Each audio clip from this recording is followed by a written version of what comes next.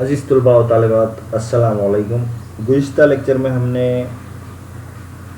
علی گڑھ تحریک کا پس منظر دیکھا یا کس طرح سے علی گڑھ تحریک کی شروعات ہوئی، اس پر ہم نے روشنی ڈالی۔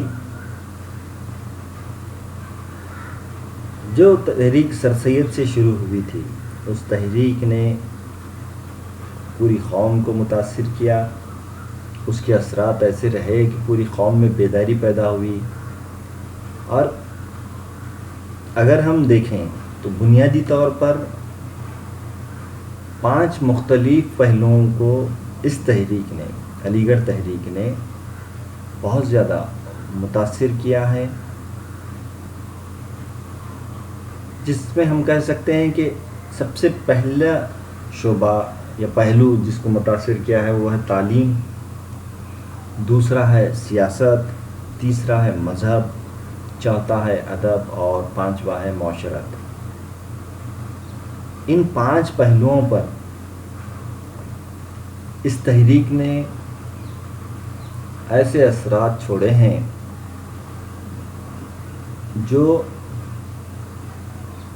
کئی دن تک قائم رہے۔ آج کے اس لیکچر میں ہم اس کا جو پہلا پہلو ہے جس کو علی گڑھ تحریک نے بہت زیادہ متاثر کیا ہے، تعلیم، اس پر روشنی ڈالیں گے۔ شروعات سے ہی سر سید احمد خان تعلیم پر زور دیتے تھے۔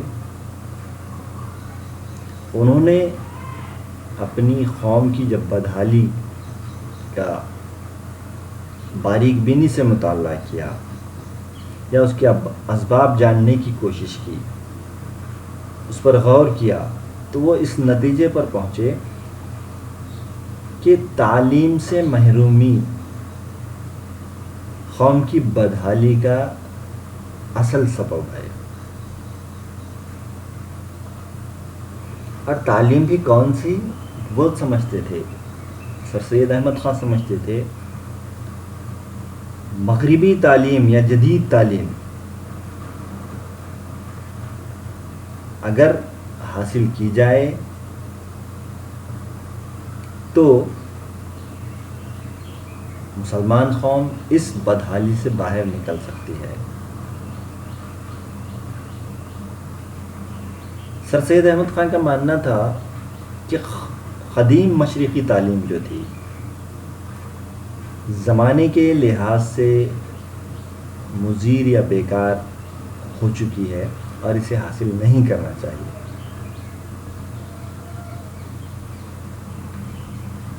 وہ کہتے تھے کہ جو جدید تعلیم ہے، مغربی تعلیم، وہ ہر درد کی دوا ہے، ہر دکھ کا علاج ہے۔ انہوں نے ایک مرتبہ اپنی تقریر میں کہا تھا کہ دوستو، یہ نہ کہنا کہ مجھ کو اس رنگریز کے مانند جس کی صرف اموا رنگنا آتا ہے، اموا رنگ ہی بھاتا ہے، مگر میں سچ کہتا ہوں جو چیز تم کو اعلیٰ درجے پر پہنچانے والی ہے وہ صرف ہائی ایجوکیشن ہے۔ جب تک ہماری قوم میں ایسے لوگ نہ پیدا ہوں گے، ہم ذلیل رہیں گے اور اس عزت کو نہیں پہنچیں گے جس کو پہنچنے کو ہمارا دل چاہتا ہے۔ تو انہوں نے اس تقریر میں یہ بات واضح کر دی ہے کہ ہائی ایجوکیشن قوم میں تبدیلی لا سکتی ہے، اور ہم جس بلندی کو پانا چاہتے ہیں، جس عروج کو پانا چاہتے ہیں اور جس عزت کو ہم پانا چاہتے ہیں، وہ صرف اور صرف ہائی ایجوکیشن حاصل کرنے سے ہی ہمیں مل سکتی ہے۔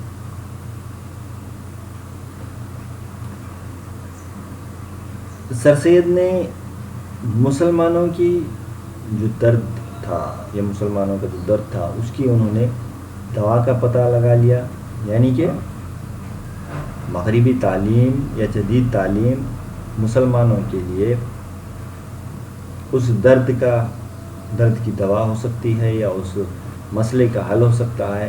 تو انہوں نے مسلمانوں کو جدید تعلیم سے آراستہ کرنے کے لیے کئی کوششیں کی۔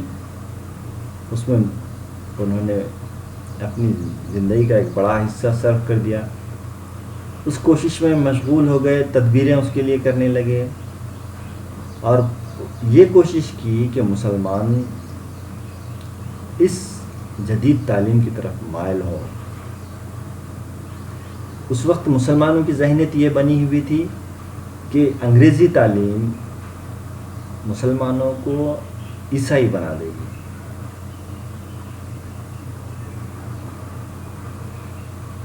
اسی دور میں بنگال میں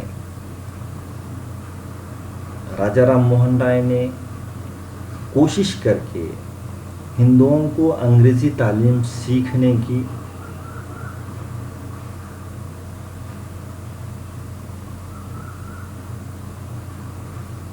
کی طرف متوجہ کیا تھا۔ انہوں نے نارائن گوشال نام کے ایک رئیس آدمی کے عطیے سے ایک انگریزی اسکول بھی وہاں قائم کیا تھا۔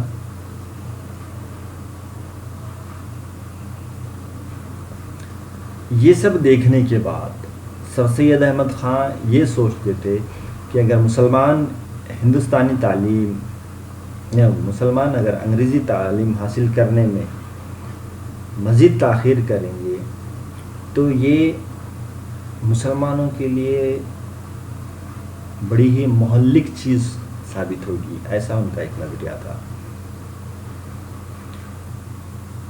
پھر وہ مغربی تعلیم کا جو نظام ہے اس کو جاننے کے لیے، اس کا مطالعہ کرنے کے لیے انگلستان گئے۔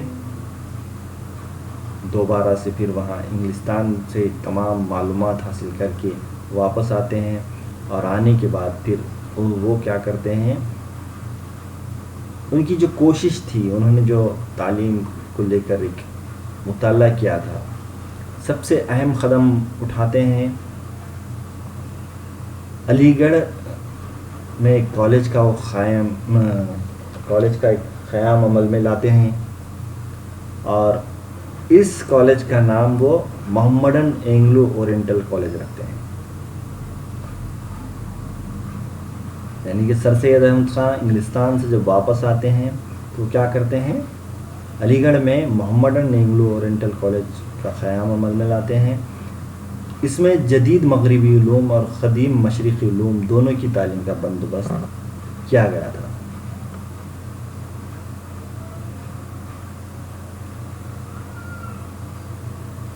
سر سید جدید مغربی تعلیم کو ہی مفید اور کارآمد سمجھتے تھے، تو اس طرف انہوں نے خاطر خواہ بہت زیادہ توجہ دی، جس کی وجہ سے ہوا یہ کہ جو مغربی علوم تھے اس کا جو شعبہ تھا اس کو ترقی ملتی گئی، اور قدیم مشرقی علوم کا جو شعبہ انہوں نے اورینٹل کالج میں رکھا تھا اس کی طرف توجہ میں کمی ہوئی، اور جس کی وجہ سے اس شعبے کو سوال ہونا شروع ہو گیا۔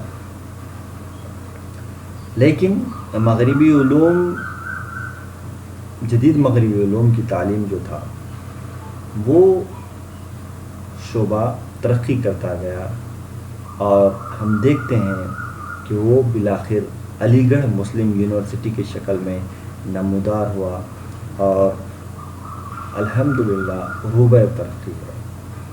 یعنی کہ سر سید کی یہ جو کوشش تھی وہ اس کوشش میں کامیاب ہوتے ہیں، اور علی گڑھ مسلم یونیورسٹی یہ جو محمڈن اینگلو اورینٹل کالج کا جو ایک شعبہ تھا جدید مغربی علوم کا، وہ ترقی کرتے ہوئے علی گڑھ مسلم یونیورسٹی کی شکل اختیار کرتا ہے، اور آج ہم دیکھتے ہیں کہ وہ ترقی کی راہ پر گامزن ہے۔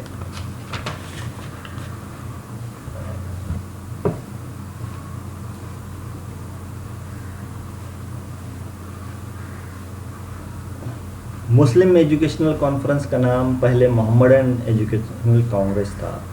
اس ادارے کے قیام کا مقصد تھا کہ ملک کے گوشے گوشے میں تعلیمی ادارے قائم کیے جائیں، کیونکہ پورے دیش کے مسلمانوں کے لیے علی گڑھ کا ایک مرکزی ادارہ ناکافی تھا۔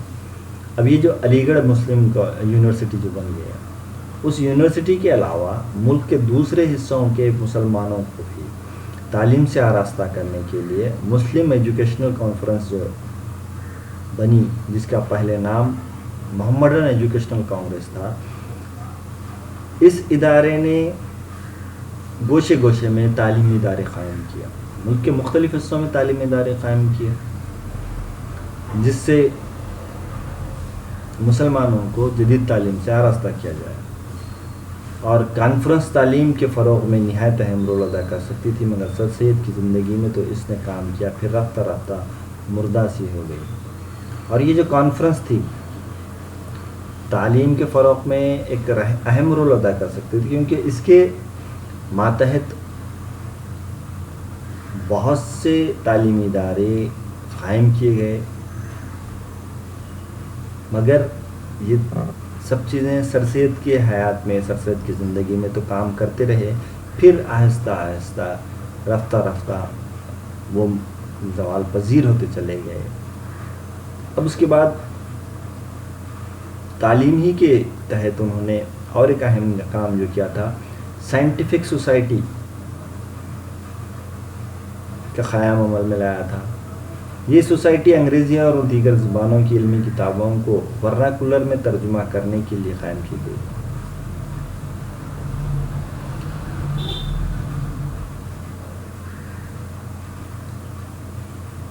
ہوا یہ کہ سائنٹیفک سوسائٹی ایک ایسی سوسائٹی بنائی گئی تھی جس میں انگریزی اور دیگر زبانوں کی علمی کتابوں کو اردو میں ترجمہ کرنا، اور ورناکولر ٹرانسلیشن نام کی ایک ادارہ تھا جس میں ٹرانسلیشن کا کام کیا جاتا تھا، اس کو قائم کیا گیا، اور یہ کام منصوبہ بند طریقے سے شروع کیا گیا تھا، مگر جلد یہ سلسلہ ختم ہو گیا۔ تو یہ جو ورناکولر تھا، ٹرانسلیشن کے لیے جو قائم کیا گیا ادارہ تھا، اس کو بہت جلد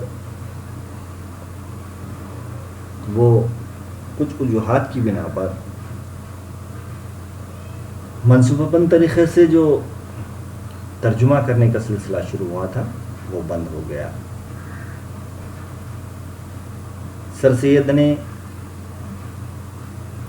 تعلیم کو لے کر اور ایک مسئلے پر بہت زیادہ غور کیا، وہ یہ تھا کہ ذریعہ تعلیم مادری زبان میں ہونی چاہیے۔ وہ اس بات کے قائل تھے۔ ان کا کہنا تھا کہ طالب علم کی ساری توجہ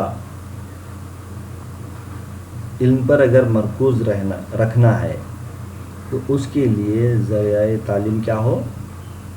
مادری زبان ہو۔ اگر مادری زبان میں طالب علم تعلیم حاصل کر رہا ہے تو اس پر زیادہ محنت کرنے کی ضرورت نہیں پڑتی۔